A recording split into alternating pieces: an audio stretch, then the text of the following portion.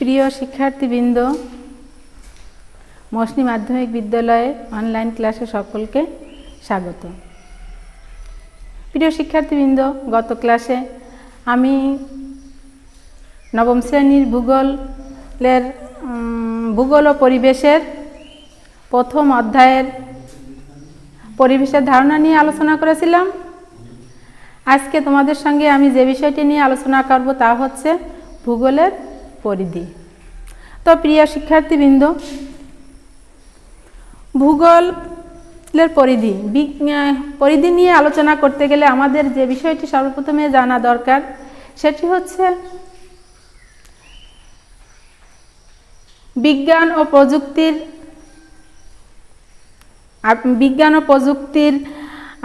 বিকাশ, নতুন নতুন আবিষ্কার, উদ্ভাবন, মানুষের চিন্তা ধারণার বিকাশ, সমাজে মূল্যবোধের পরিবর্তন ভূগোলের পরিধিকে অনেক ব্যাপক করেছে। আর এর ফলশ্রুতিতেই আমাদের ভূগোলের পরিধির সঙ্গে যুক্ত হয়েছে সমুদ্রবিদ্যা, ভূমিরূপবিদ্যা, আবহাওয়াবিদ্যা, মৃত্তিকাবিদ্যা, প্রাণীবিদ্যা, মানুষের সামাজিক, রাজনৈতিক, অর্থনৈতিক কার্যকলাপ, এসব কিছুই ভূগোল বিষয়ের অন্তর্ভুক্ত হয়েছে। অর্থাৎ সময়ের পরিবর্তনের সাথে সাথে মানুষের প্রয়োজনের তাগিদে নূতন নূতন বিষয় ভূগোলের আওতাভুক্ত হচ্ছে। তো প্রিয় শিক্ষার্থীবৃন্দ, আমরা প্রথমে ভূগোলের শাখা নিয়ে আলোচনা করব। ভূগোলের শাখা প্রধানত দুইটি। প্রথমত প্রাকৃতিক ভূগোল, দ্বিতীয়ত মানব ভূগোল।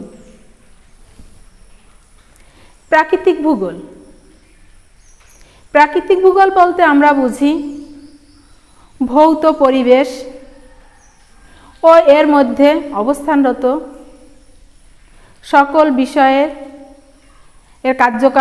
কার্যকরণ সম্পর্ক নির্ণয় এবং কী কারণে, কোথায়, কেন, কি সংঘটিত হচ্ছে এ সব কিছু নিয়ে আলোচনা করে। সেটাই হলো প্রাকৃতিক ভূগোল। অন্যদিকে মানব ভূগোল বলতে আমরা বুঝি পৃথিবীতে টিকে থাকার জন্য মানুষের প্রয়োজনে মানুষ পৃথিবীর বিভিন্ন অঞ্চলে, বিভিন্ন জায়গায় বসবাস করছে, বিভিন্নভাবে তারা জীবন যাপন করছে। কেন তারা এভাবে জীবন যাপন করছে এই সব কিছুর কার্যকরণ সম্পর্ক নির্ণয় করে যে ভূগোলে, তাকেই আমরা বলতে পারি মানব ভূগোল। তো প্রিয় শিক্ষার্থীবৃন্দ, এবার আমরা প্রাকৃতিক ভূগোলকে আবার কয়েকটি শ্রেণীতে বিভক্ত করা যায়। প্রথমত জীবভূগোল, দ্বিতীয়ত জলবায়ুবিদ্যা, তৃতীয়ত ভূমিরূপবিদ্যা, চতুর্থ মৃত্তিকা ভূগোল, পঞ্চম সমুদ্রবিদ্যা। এগুলো আমাদের প্রাকৃতিক ভূগোলের অন্তর্ভুক্ত। তো জীবভূগোল প্রাণী এবং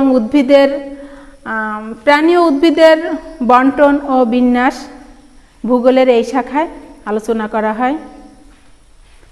দ্বিতীয়ত জলবায়ুবিদ্যা, পৃথিবীর বায়ুমণ্ডলের দীর্ঘমেয়াদী আবহাওয়ার অবস্থা, এর গড় অবস্থা, এর ফলে পৃথিবীতে মানব জীবনের উপর এর প্রভাব নিয়ে যে শাখায় আলোচনা করে তাকে আমরা বলতে পারি জলবায়ুবিদ্যা। এরপরে তৃতীয়ত আসি ভূমিরূপবিদ্যা ভূগোলের এই শাখায় পৃথিবীর বিভিন্ন অঞ্চলে বিভিন্ন ধরনের ভূমিরূপ রয়েছে।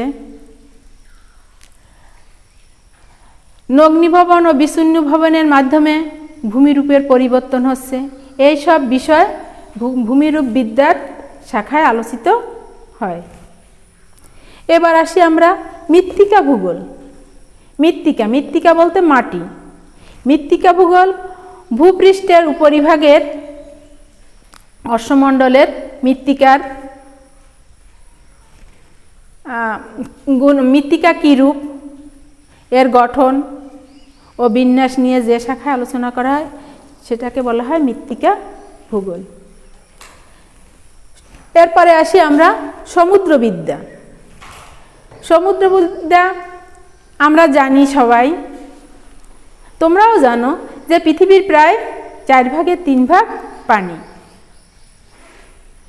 তো এই সমুদ্রের পানির গুণাগুণ, রাসায়নিক গুণাগুণ, এর লবণাক্ততার পরিমাণ নির্ণয়, সমুদ্রপথে এক মহাদেশের সঙ্গে অন্য মহাদেশের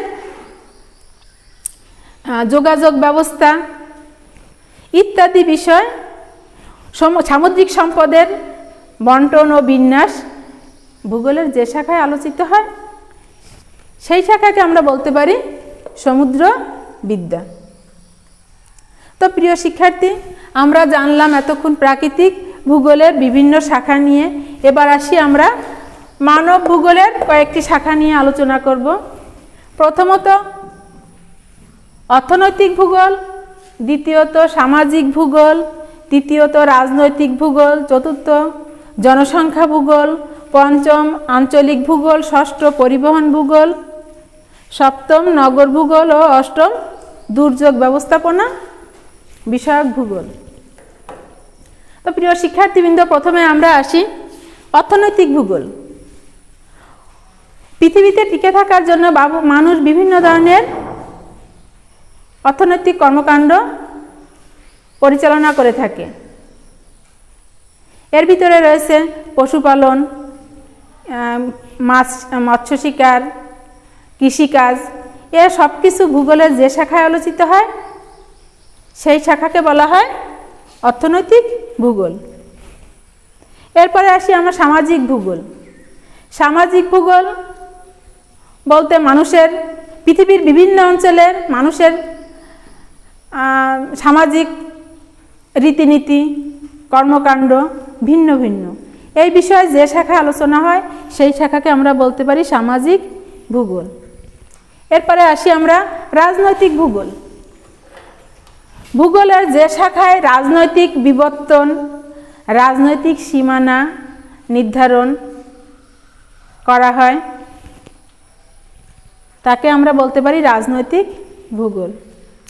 জনসংখ্যা ভূগোল,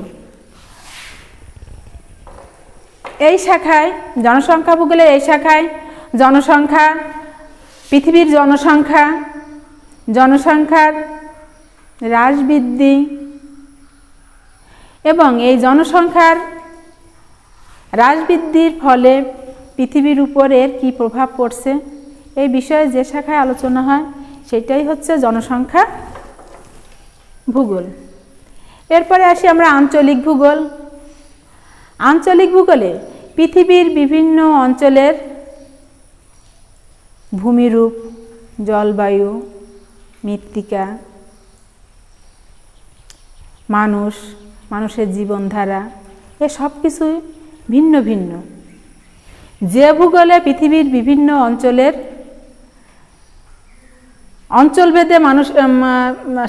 অঞ্চলভেদে জলবায়ু, মানুষের জীবনধারা, স্থানভেদে বা অঞ্চলভেদে ওই অঞ্চলের ভূমিরূপ এবং ওই অঞ্চলের মানুষের জীবনধারা ও বিভিন্ন ধরনের কর্মকাণ্ড নিয়ে, অর্থনৈতিক, রাজনৈতিক, সামাজিক কর্মকাণ্ড নিয়ে আলোচনা করে আমরা ভূগোলের ওই শাখাকে আঞ্চলিক ভূগোল বলতে পারি। পরিবহন ভূগোল। পরিবহন ভূগোলের মধ্যে রয়েছে এক স্থান থেকে অন্য স্থানে যাতায়াত, লোকজন যাতায়াত, এক স্থান থেকে অন্য স্থানে মালপত্র স্থানান্তর করা, এ সকল বিষয় ভূগোলের যে শাখায় আলোচিত হয় সেই শাখাকে আমরা বলতে পারি পরিবহন ভূগোল। এরপরে আসি আমরা নগর ভূগোল। প্রিয় শিক্ষার্থীবৃন্দ, নগর ভূগোল হচ্ছে এখানে নগরের উৎপত্তি, এই শাখায় নগরের উৎপত্তি, নগরের ক্রমবিকাশ, নগরের শ্রেণীবিভাগ ইত্যাদি নিয়ে আলোচিত হয়। সর্বশেষ যেটি রয়েছে সেটি হলো দুর্যোগ ব্যবস্থাপনা বিষয়ক। দুর্যোগ ব্যবস্থাপনা বিষয়ক ভূগোলের এই শাখায় কোনো দুর্যোগ মুহূর্তে ক্ষয়ক্ষতির পরিমাণ কী, কিভাবে এই ক্ষয়ক্ষতির পরিমাণ হ্রাস করা যায়, কিভাবে পৃথিবীকে এই দুর্যোগের হাত থেকে দূরে রাখা যায় ইত্যাদি বিষয় যে শাখায় আলোচনা করা হয় সেই শাখাকেই আমরা বলতে পারি দুর্যোগ ব্যবস্থাপনা বিষয়ক ভূগোল। তো প্রিয় শিক্ষার্থীবৃন্দ, আমরা এই আলোচনায় এটাই বুঝতে পারলাম বা জানতে পারলাম যে প্রাকৃতিক ভূগোল হলো ওই ভূগোলের আওতাভুক্ত যেগুলো প্রকৃতি প্রদত্ত, যেখানে মানুষের কোনো হস্তক্ষেপ নাই। অপরদিকে মানব ভূগোল বলতে আমরা সেই ভূগোলই বুঝি যে ভূগোল মানুষের প্রয়োজনে, মানুষ তার প্রয়োজনে সৃষ্টি করেছে, মানুষের প্রয়োজনে মানুষ সৃষ্টি করেছে, সেইটাকে আমরা বলতে পারি মানব ভূগোল। তো প্রিয় শিক্ষার্থীবৃন্দ, আশা করি তোমরা বুঝতে পেরেছো। তোমরা এই বিষয়টি পড়বে, বোঝার চেষ্টা করবে। তো আগামী ক্লাসে তোমাদের সঙ্গে আমার দেখা হবে। সে পর্যন্ত সবাই ভালো থাকো। ধন্যবাদ সকলকে।